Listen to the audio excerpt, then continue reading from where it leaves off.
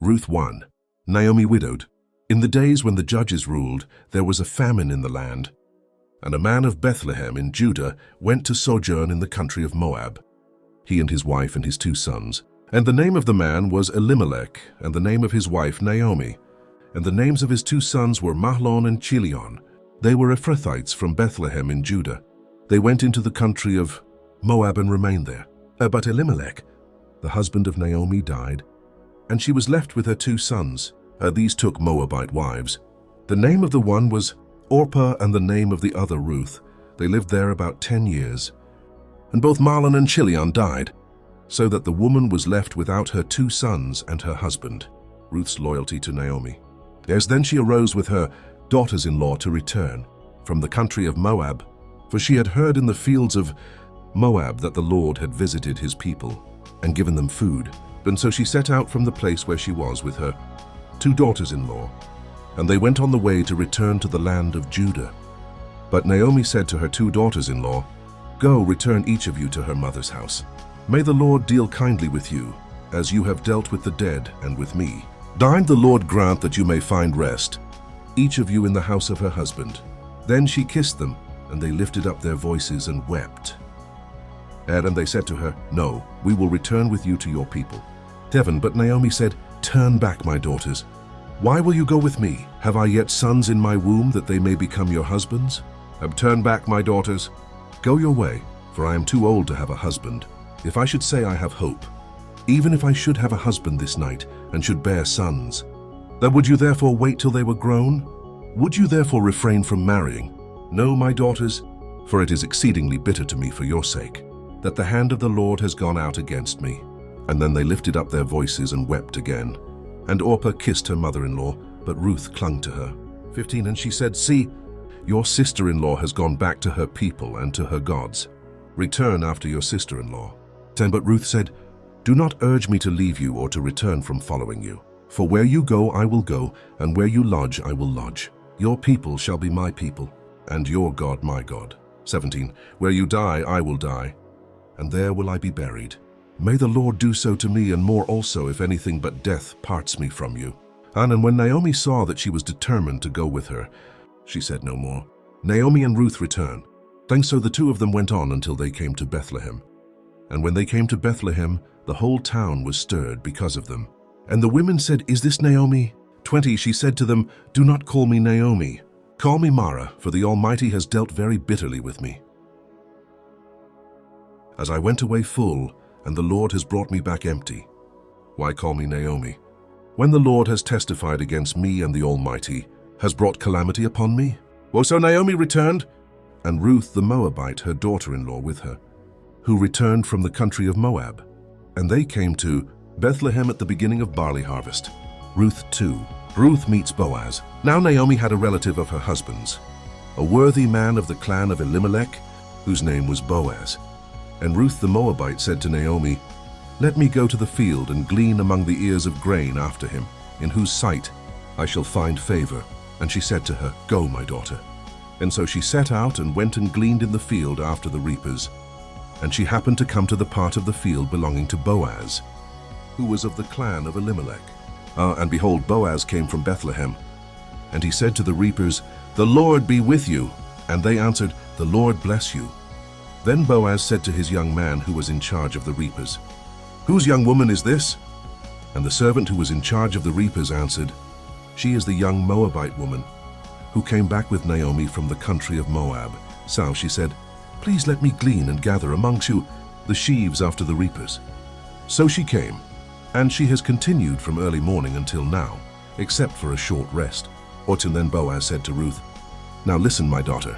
Do not go to glean in another field or leave this one, but keep close to my young women. Let your eyes be on the field that they are reaping, and go after them. Have I not charged the young men not to touch you? And when you are thirsty, go to the vessels and drink what the young men have drawn." And then she fell on her face, bowing to the ground, and said to him, "Why have I found favor in your eyes, that you should take notice of me, since I am a foreigner?" But Boaz answered her, "All that you have done for your mother-in-law, since the death of your husband, has been fully told to me, and how you left your father and mother and your native land, and came to a people, that you did not know before. Then the Lord repay you for what you have done, and a full reward be given you by the Lord, the God of Israel, under whose wings you have come to take refuge."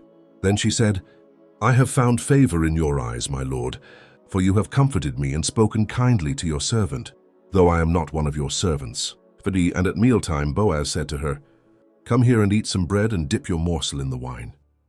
So she sat beside the reapers, and he passed to her roasted grain. And she ate until she was satisfied, and she had some left over.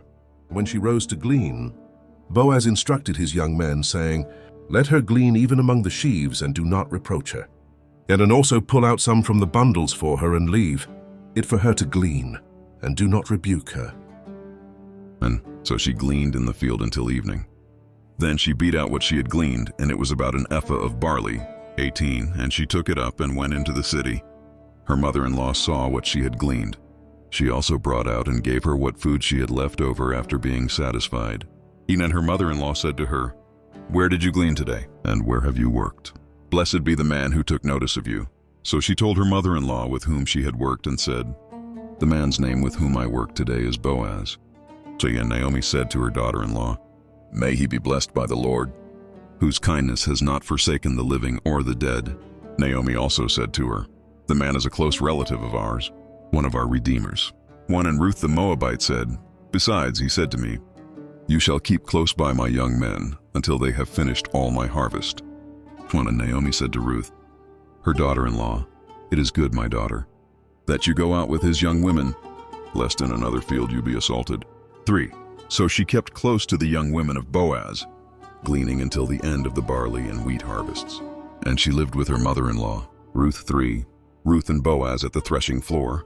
When then Naomi her mother-in-law said to her, "My daughter, should I not seek rest for you, that it may be well with you? Is not Boaz our relative with whose young women you were? See, he is winnowing barley tonight at the threshing floor. Wash therefore and anoint yourself, and put on your cloak and go down to the threshing floor. But do not make yourself known to the man until he has finished eating and drinking. But when he lies down, observe the place where he lies. Then go and uncover his feet and lie down, and he will tell you what to do." Then she replied, "All that you say I will do." So she went down to the threshing floor and did just as her mother-in-law had commanded her. And then when Boaz had eaten and drunk, and his heart was merry, he went to lie down at the end of the heap of grain. Then she came softly and uncovered his feet and lay down. At midnight the man was startled and turned over. And behold, a woman lay at his feet, and he said, "Who are you?" And she answered, "I am Ruth, your servant. Spread your wings over your servant, for you are a redeemer." And he said, "May you be blessed by the Lord, my daughter. You have made this last kindness greater than the first, in that you have not gone after young men, whether poor or rich. And now, my daughter, do not fear. I will do for you all that you ask. For all my fellow townsmen know that you are a worthy woman, and now it is true that I am a redeemer. Yet there is a redeemer nearer than I.